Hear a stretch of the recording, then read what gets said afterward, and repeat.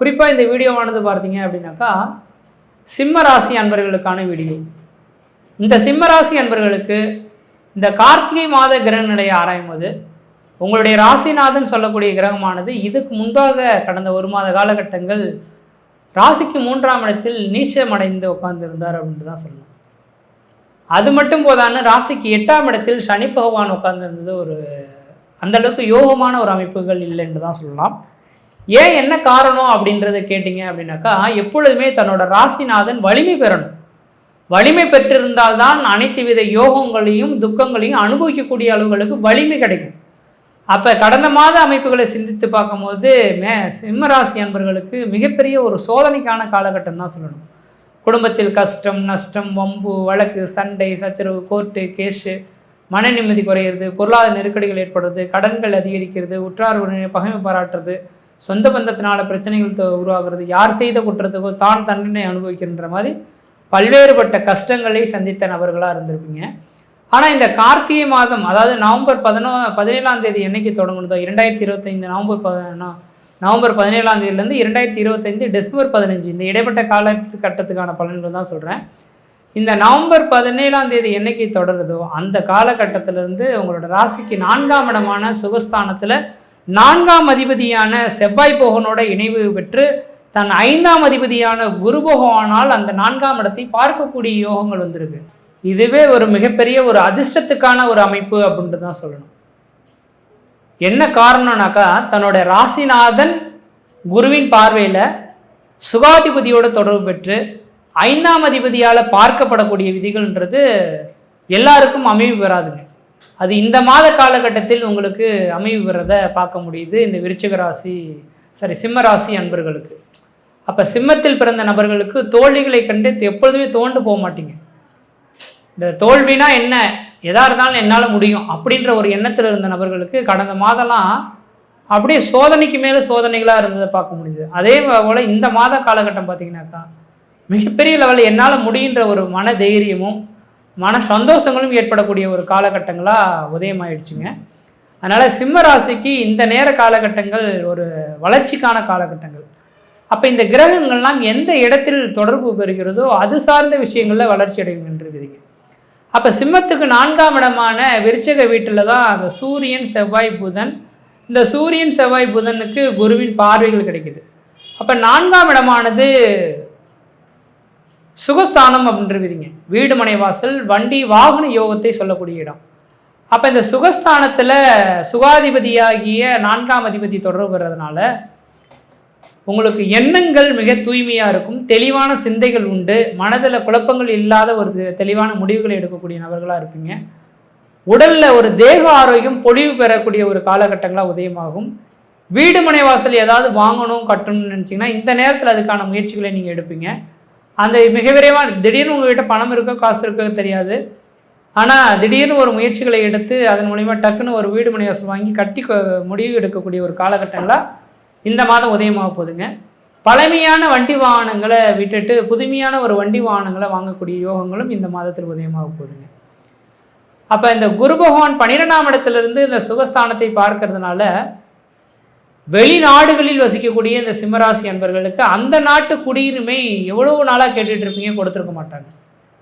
அப்படிப்பட்ட நபர்களுக்கு இந்த வெளிநாட்டு குடியுரிமை உடனே இந்த நாடுகளே இங்கே செட்டில்ட் ஆகலாம், இங்கேயே பணியை தொடரலாம் அப்படின்ற மாதிரி அந்த நாட்டு சிட்டிசன் வாய்ப்புகள் கிடைக்கிறதுக்கான வாய்ப்பு உண்டு. அப்படிப்பட்ட இந்த சிம்மராசி அன்பர்களுக்கு ஒரு சோதனைகள் நீங்கி சாதனைகள் படைக்கக்கூடிய ஒரு காலகட்டங்களாக உதயமாகுது அப்படின்றது தான் சொல்லணும். இப்போ சுகஸ்தானம் அப்படின்ற 4ஆம் இடத்தை குரு பகவான் பார்க்கறதுனால எண்ணங்களே ஒரு புத்துணர்வு பெறுறதை பார்க்க முடியும். உங்களோட தாய் யாராவது இருக்காங்க, அம்மா இருக்காங்கன்னா அம்மாவின் உடல்நிலை இதுக்கு முன்பாக ஒரு மன அழுத்தங்களுக்காக ட்ரீட்மெண்ட் போயிட்டு இருக்கக்கூடிய விதிகள் உருவாயிருக்கும். அப்படிப்பட்ட நபர்களுக்கு இந்த நேர காலத்தில் திடீர்னு ஒரு ரெக்கவரி ஆகிறத பார்க்க முடியும்.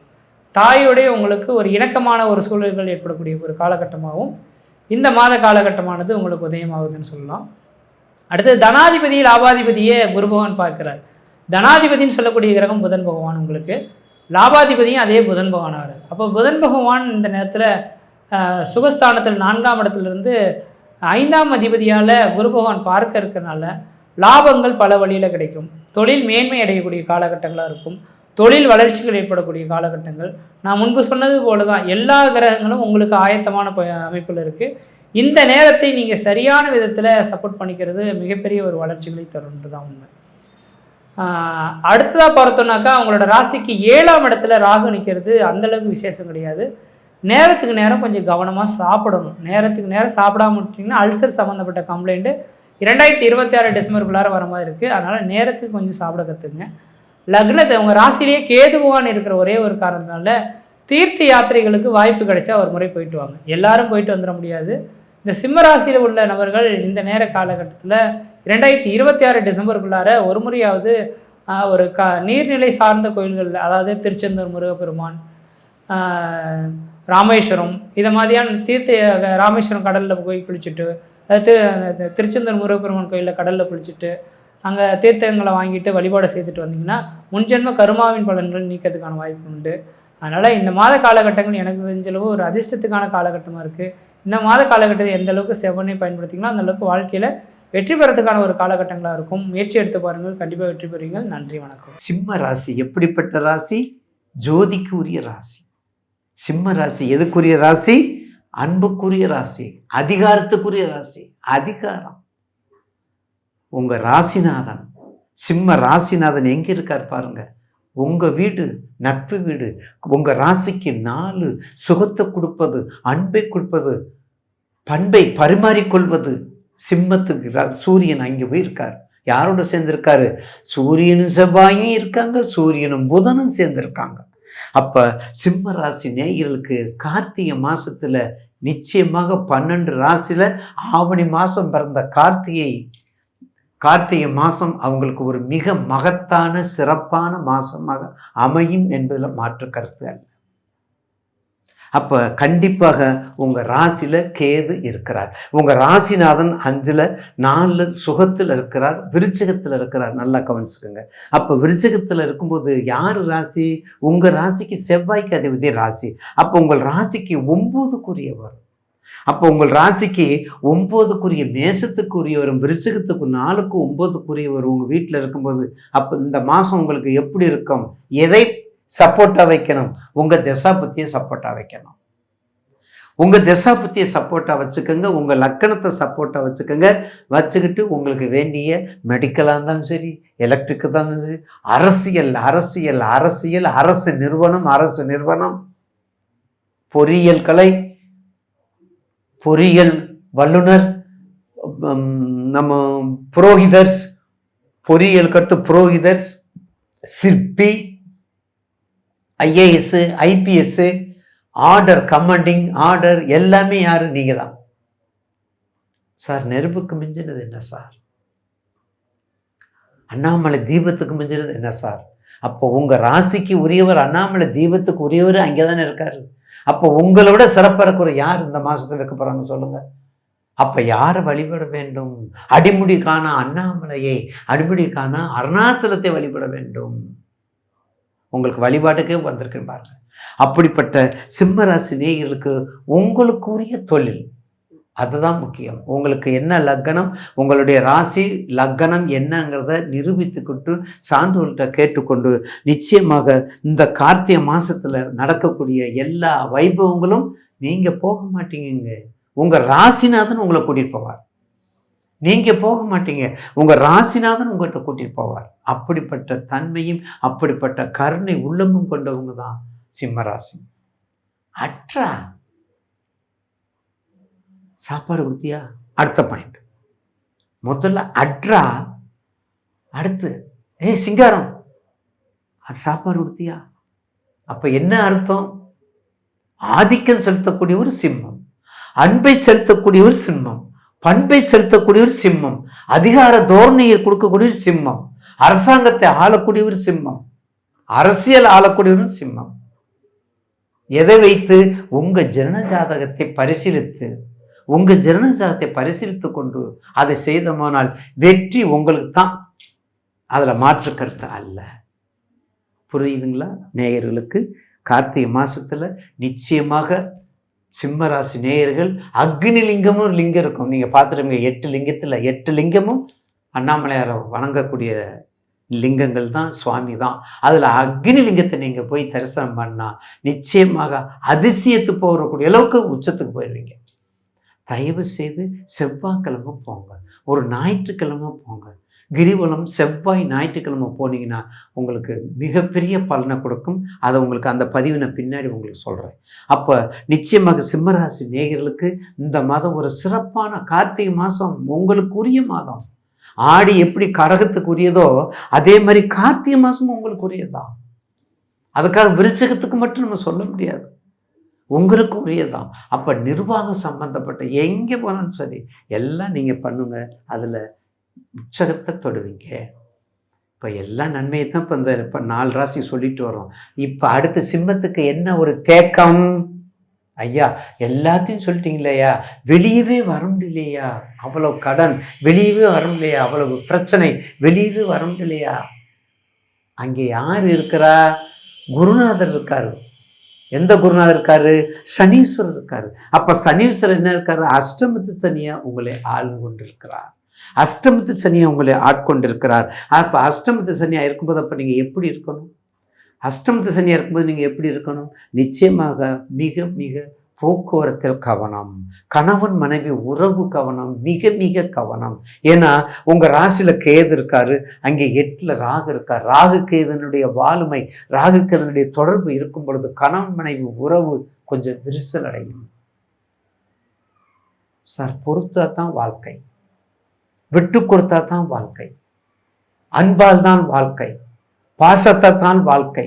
அப்போ கேதுகும் ராகும் இருப்பவர் மிக கவனமாக இருக்க வேண்டும். அதே சமயத்தில் உங்கள் ராசிக்கு 12ல் குரு இருக்கார். கொஞ்ச நாளைக்கு கொஞ்சம் நல்ல சுகமெல்லாம் கொடுப்பாரு. வெளிநாடு போகிறது கூட வாய்ப்பு இருக்கும். எல்லாரும் கேட்பாங்க, சென்மச்சனி அஷ்டமச்சனி கண்டகச்சனியில் வெளிநாடு போயிட்டா சனி தாக்கம் குறையாதான்னு கேட்பாங்க. சனி பக்கத்திலே வரமாட்டார். நான் சொல்லுவேன், சனி ஃப்ளைட்டில் ஏறணுன்னே நின்றுக்குருவாருங்க. சனீஸ்வரர் ஃப்ளைட்டில் ஏறணும்னு நின்றுக்குருவார் அப்படின்னு சொல்லுவேன். அப்படி இல்லை, உங்கள் திசா பற்றி நீங்கள் எங்கே போனாலும் உங்களை தொட்டுத்தான் வரும். அதை என்ன செய்யணும்? அந்த தாக்கங்கள் குறையும். அதனுடைய விஞ்ஞானத்தினுடைய டிகிரி அளவு வரும்போது அதனுடைய தாக்கங்கள் குறையும்.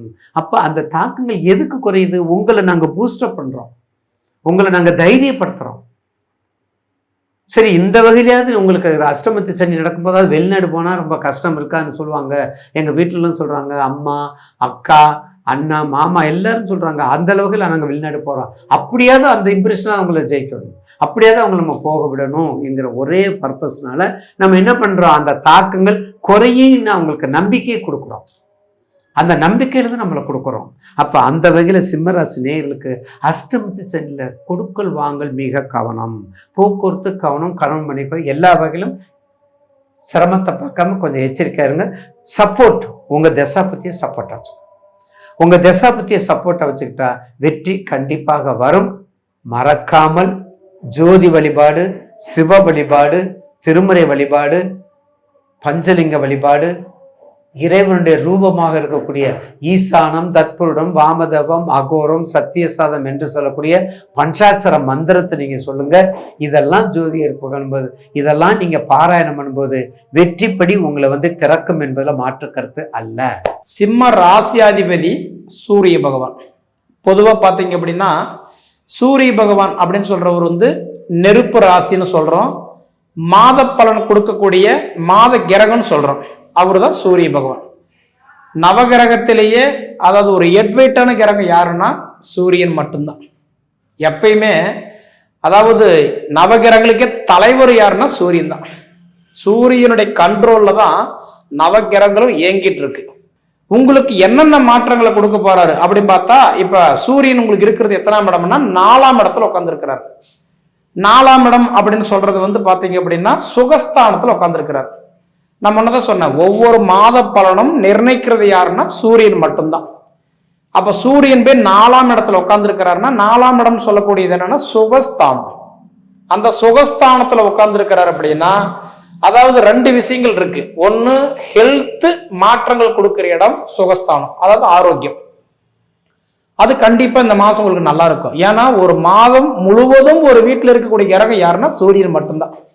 மற்ற கிரகம் எல்லாம் இடப்பட்ட டேட்ல தான் மாறும். ஆனா சூரியன் மட்டும்தான் 1ஆம் தேதியிலிருந்து அந்த மாதம் 29, 30, 31 கரெக்டா எத்தனை டேட் இருக்கோ அந்த முழுமையா ஒரே வீட்டில் இருக்கக்கூடிய ஒரு கிரகம் யாருன்னா சூரியன் மட்டும்தான்.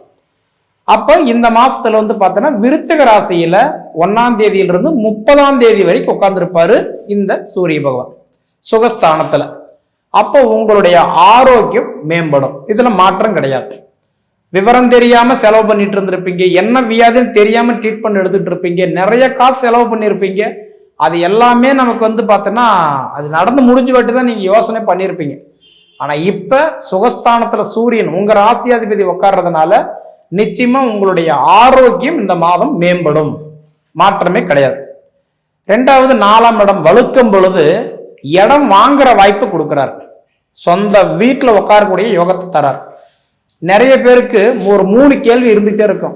நம்ம எப்பதான் சொந்த வீட்டுல உட்கார்றது, எப்பதான் இந்த சமுதாயத்துல நல்ல கௌரவமா வாழ்றது, கஞ்சி குடிச்சா கூட சந்தோஷமா எப்ப இருக்கிறது, இந்த எதிர்பார்ப்பு எல்லார் மனசுலயுமே இருக்கதான் செய்யுது.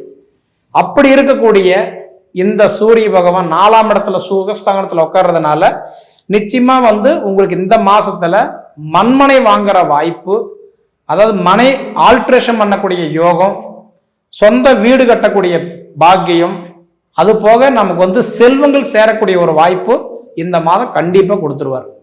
சுகஸ்தானத்துல சூரியன் உட்காரும் போது ஹெல்த் பிரச்சனை சரியாகும், மண்மனை சார்ந்த விஷயங்கள் கண்டிப்பா சரியாகும்.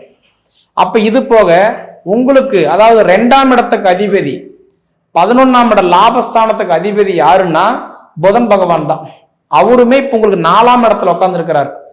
அப்ப ஞானக்காரகன் 4ஆம் இடத்துல உட்காரும் போது வக்கரத்துலதான் உட்கார்ந்து இருக்கிறார். 7ஆம் தேதி வரைக்கும் பார்த்தீங்கன்னா அவர் 4ஆம் இடத்துல தான் இருப்பார். அப்ப இந்த 7ஆம் தேதி வரைக்குமே கொஞ்சம் சரியில்லை. ஏன்னா அவர் வக்கரத்தில் இருக்கிறார்ல, சுகஸ்தானத்துல போய் வக்கரம் அடையும் போது என்ன பண்ணுவாரு, ஆரோக்கியமா இருக்கிறவங்களுக்கு உபாதிகள் கொடுத்துட்றாரு. வக்கரம் அப்படின்னா இயல்புக்கு மாறாக வேலை செய்யறது. அப்ப நல்லது கொடுக்குற இடத்துல கெட்டது கொடுக்கறது. அப்ப உங்களுக்கு 7ஆம் தேதி வரைக்கும் பார்த்தீங்கன்னா புதன் பகவான் வக்கரத்தில் இருக்கிறார். அப்ப 7ஆம் தேதிக்கு அப்புறம் என்ன பண்றாருன்னா அந்த 4ஆம் இடத்துல இருந்து 3ஆம் இடத்துக்கு வர்றாரு, ரிபேஸ்ல வர்றாரு. விருச்சிக ராசியில இருந்து துலா ராசிக்கு வர்றாரு. அப்ப துலா ராசிக்கு வரக்கூடிய புதன் பகவான் வந்து 13ஆம் தேதி வரைக்கும், அந்த 7ஆம் தேதியிலிருந்து 13ஆம் தேதி வரைக்கும் ஒரு 6 நாள் 3ஆம் இட தைரியஸ்தானத்துல அவர் வந்து வக்கரமா இருப்பார். அப்ப கிட்டத்தட்ட உங்களுக்கு 13 நாளாவே உங்களுக்கு நல்லா இல்லை. அந்த புதன் பகவான் உட்கார்ந்த இடம் 13 தேதி வரைக்கும் நல்லா இல்லை. 13 தேதிக்கு மேல 30 தேதி வரைக்கும் பாத்தீங்கன்னா வக்கரம் நிவர்த்தி அடைஞ்சிடறாரு. 13ஆம் தேதி வக்கரம் நிவர்த்தி அடைஞ்சிருது 3ஆம் வீட்டுல தைரியஸ்தானத்துல. அப்போ படிப்பு நல்லா இருக்கும், படிப்பு சார்ந்த விஷயங்கள் உங்களுக்கு சக்சஸ் ஆகும். நான் 1 டிகிரிக்கு 2 டிகிரி போட்டேங்க, எனக்கு வந்து படிச்சிருக்கிறேன் பலன் இல்லைன்னு சொல்றவங்களுக்கு பலன் கொடுக்குறாரு.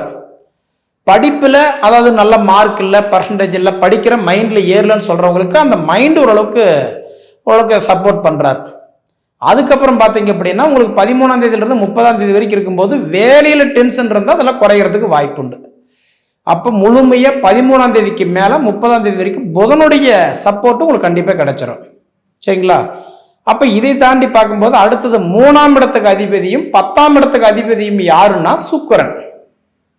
பொதுவா சுக்கிரன் வந்து இந்த 3ஆம் இட தைரியஸ்தானத்துக்கு அதிபதி தைரியஸ்தானத்திலேயே உட்கார்ந்து இருக்கிறார். ஒரு அற்புதமான வாய்ப்பு. அப்ப 10ஆம் தேதி வரைக்கும் பார்த்தீங்கன்னா சுக்கிரன் தன் சொந்த வீட்டிலேயே இருக்கிறார். அப்ப சுக்கிரன் தன் சொந்த வீட்டிலேயே இருக்கும்போது என்ன பண்றாருன்னா 10 தேதி வரைக்குமே உங்களுக்கு வந்து வாகன யோகம், மாத்துறது புதுப்பிக்கிறது இந்த மாதிரி யோகத்தை கொடுக்கிறாரு. குறிப்பா நீங்க ஒரு பெண்களா இருந்தீங்கன்னா தொழில் மாற்றத்தை கொடுக்கிறாரு. தொழில் ப்ரமோஷன், சம்பள உயர்வு, தொழில்ல வந்து ஒரு கௌரவம், அந்தஸ்து, நல்ல பேர் கொடுக்கிறாரு ஒரு பெண்களா இருந்தீங்கன்னா. இல்ல நீங்க ஒரு ஆண்களா இருந்தீங்கன்னா உங்களோட மனைவிக்கு சப்போர்ட் பண்ணுவார். அப்ப 10 தேதி வரைக்கும் பாத்தீங்கன்னா நிச்சயமா உங்களுக்கு வந்து தொழில் சார்ந்தது, மண்மனை சார்ந்த விஷயங்கள் அதாவது ஓரளவுக்கு சக்சஸ் ஆகும். 10 தேதிக்கு மேல பாத்தீங்கன்னா 30 தேதி வரைக்கும் அவர் 3ஆம் இடத்துல இருந்து 4ஆம் இடத்துக்கு மாறிடுவார், சுகஸ்தானத்துக்கு மாறிடுவார். அப்ப நான் சொன்ன மாதிரிதான், அதாவது மனைவிக்கு அடிவயிறு பிரச்சனை, மாதவிடாய் பிரச்சனை, மூட்டு வலி, எலும்பு தேய்மானம், நரம்புக்கு சம்பந்தப்பட்ட பிரச்சனை, இந்த மாதிரி உடல் தொந்தரவுகள் இருந்தாலும் இது எல்லாமே மாறுறதுக்கு ஒரு வாய்ப்பு உண்டு. அப்ப எப்படி பார்த்தாலும் சுக்கிரன் உங்களுக்கு நல்லதான் பண்றாரு. 10 தேதி வரைக்கும் ஆரோக்கியத்தை கொடுக்கிறாரு. 10 தேதிக்கு மேல 30 தேதி வரைக்கும் பார்த்தீங்கன்னா வளர்ச்சி கொடுக்கிறாரு. சரிங்களா? அவரும் உங்களுக்கு வந்து நல்ல சப்போர்ட் பண்றாரு. அப்ப இதை தாண்டி பார்த்தீங்கன்னா செவ்வாய் 4ஆம் இடத்துக்கு அதிபதியும் 9ஆம் இடத்துக்கு அதிபதியும் மங்களக்காரகன் செவ்வாய் பகவான் இப்போ உங்களுக்கு வந்து பாத்தீங்க அப்படின்னா 4ஆம் இடத்துல உட்கார்ந்துருக்கிறார். 4ஆம் இடத்துக்கு அதிபதி 4ஆம் இடத்துல உட்கார்ந்துருக்கிறார். அப்ப சுகஸ்தானத்துல உட்கார்ந்துருக்கிறார். 21 தேதி வரைக்கும் உங்களுக்கு செவ்வாய் பகவானும் சப்போர்ட் பண்றாரு. ஏன்னா உங்களுக்கு 10 தேதி வரைக்கும் சுக்கிரன் தன் சொந்த வீட்டுல ஆட்சியா உட்கார்ந்து சுக்கிரன் நல்லதை பண்றாரு. 21 தேதி வரைக்கும் பாத்தீங்கன்னா செவ்வாய் தன் சொந்த வீட்டுல விருச்சிகத்துல உட்கார்ந்து அவரு உங்களுக்கு சப்போர்ட் பண்றாரு. அப்ப செவ்வாய் பகவான் தன் சொந்த வீட்டுல ஆட்சியா இருக்கும் போது 21 தேதிக்குள்ளார நிச்சயமா உங்களுக்கு அந்த கடன் பிரச்சனை எல்லாம் குறையறதுக்கு வாய்ப்பு உண்டு. கடன் பிரச்சனை தீரும். அதாவது வாங்கினதை கட்ட முடியாம, வச்சது திருப்ப முடியாம, கொடுத்தது வாங்க முடியாம, மன ரீதியா, குடும்ப ரீதியா, தொழில் ரீதியா சங்கடப்பட்டவங்களுக்கு எல்லாமே ஓரளவுக்கு நல்ல மாற்றங்கள் நீங்க எதிர்பார்க்கலாம். அதே சமயத்துல பாத்தீங்க அப்படின்னா உங்களுக்கு 5ஆம் இடம் உங்களுக்கு புத்திரஸ்தானத்துக்கு அதிபதி, உங்களுக்கு 8ஆம் இடம் ஆயுள் ஸ்தானத்துக்கு அதிபதி யாருன்னா குரு தான். அந்த குரு பகவான் உங்களுக்கு இப்ப வந்து 12ஆம் வீட்டுல உச்சம் அடைஞ்சிருக்கிறார். அப்ப 12ஆம் வீட்டுல உச்சம் அடைஞ்ச குரு வந்து எப்படிங்க நல்லது பண்ணுவாரா அப்படின்ற கேள்வி கண்டிப்பா இருக்கும். ஆனா உச்சம் அடைஞ்சிருக்கிறது ஒரு நல்ல விஷயம். ஏன்னா உச்சம்னா 100க்கு 200% சப்போர்ட் பண்றது உச்சம். நீச்சம் அப்படின்னா 0% வேலை செய்யாதுன்றது அர்த்தம்.